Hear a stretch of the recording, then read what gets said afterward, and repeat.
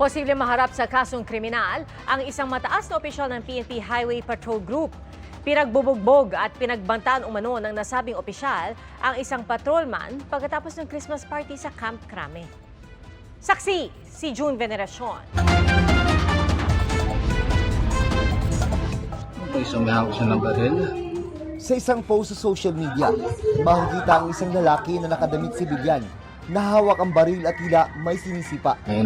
Ayun ako, may hawak na baril.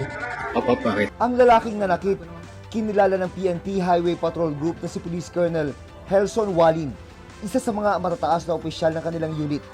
Nakuhanan ang insidente sa mismong national headquarters ng PNP sa Camp Crame noong December 16, pagkatapos ng kanilang Christmas party. He is with me. It's just like in his package ko muna siya, even he is my classmate. Huwag kang umalis ngayon kasi nilagay mo ako sa alanganin.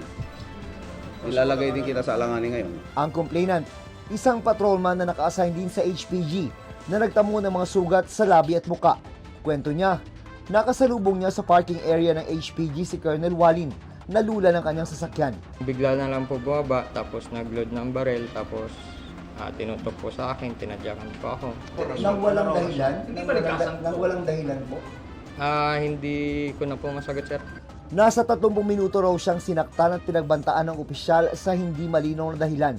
Hindi ko rin masabi na talagang nakainom siya kasi hindi naman po ako expert. Pero para po sa akin, ma'am, yung amoy po nung alak, then the way he act po, under the influence din po ng alcohol. Nirelieve at dinisarmahan na si Colonel Walin habang gumugulong ang internal investigation ng HPG. Sabi niya, palagi akong inaarangan ng mga yan, walang respeto sa akin. Kaya nga nagalit ako kasi kahit assuming na naharang ka, that's not enough na magalit na you do those grave threats and all that.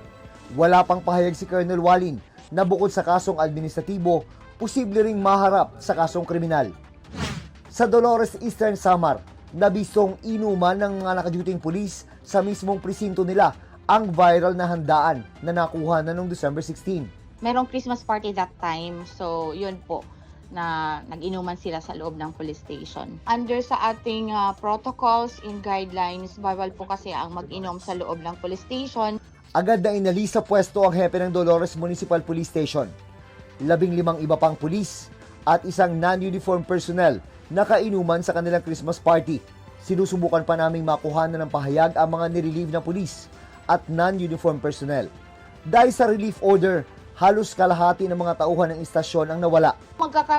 Reassignment naman to complete or to augment the personnel of Dolores MPS. Para sa GMA Integrated News, June Veneracion ang inyong saksi.